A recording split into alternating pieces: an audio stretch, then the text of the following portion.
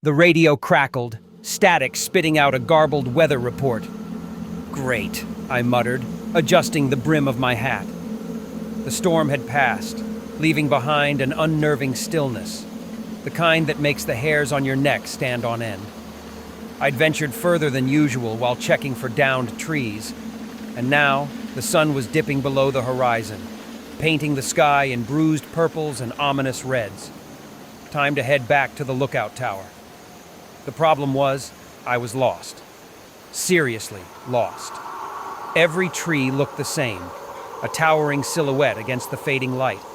The forest, usually a place of quiet solitude, had become a labyrinth. I pulled out my compass, but the needle spun erratically, useless. Panic started to prickle at the edges of my calm. I pushed through the dense undergrowth, the silence broken only by the snap of twigs under my boots and the frantic thump of my own heart. Then I saw it. A flicker of movement in the periphery. A shadow, too quick to be a trick of the light. I stopped, holding my breath. Nothing. Just the whispering wind, I told myself. Deeper in the woods, the air grew heavy, thick with a strange, musky scent. The shadows seemed to deepen, to coalesce into shapes. I could have sworn I saw a figure standing between the trees, but when I focused, it was gone. My imagination was running wild.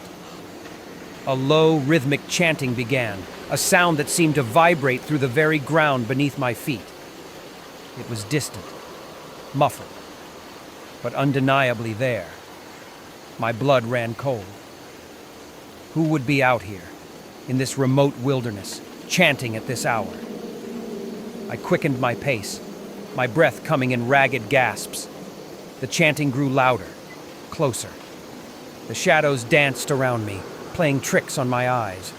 I saw them now, clearly. Figures, cloaked and hooded, moving silently through the trees. They hadn't seen me yet, I thought, relief washing over me. Suddenly, a branch snapped behind me. I whirled around, my flashlight beam cutting through the darkness. Nothing. Just the trees, their branches gnarled and twisted like skeletal fingers. But as I turned back, a figure stood directly in front of me, its face hidden by a deep cowl. It raised a hand, and the chanting stopped abruptly. "You are not welcome here," a voice rasped, hollow and echoing, as if it came from the trees themselves. Fear, raw and primal, gripped me.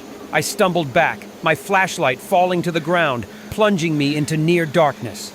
The figure moved closer, and I could see others emerging from the shadows, their eyes glowing faintly in the dim light. They were all wearing the same dark robes, their faces hidden. A cult, that's what they were. A cult, deep in the woods. One of them stepped forward, holding aloft a wickedly curved knife. "The forest demands a sacrifice," he hissed. I ran. I didn't look back. I ran as fast as my legs could carry me, the chanting rising again behind me, a chorus of malevolent voices. I burst through the trees and into a small clearing, and there, bathed in the pale moonlight, was my lookout tower. I scrambled up the steps, my hands shaking so badly I almost missed the railing. I slammed the door shut, locking it tight. I leaned against it, gasping for air, my heart pounding in my chest. I was safe for now. But as I looked out the window, I saw them. The figures, standing at the edge of the clearing, their faces still hidden in shadow. They were watching me, waiting. And I knew, with a chilling certainty, that they would be back. The forest had claimed me, and I was no longer sure if I would ever truly escape.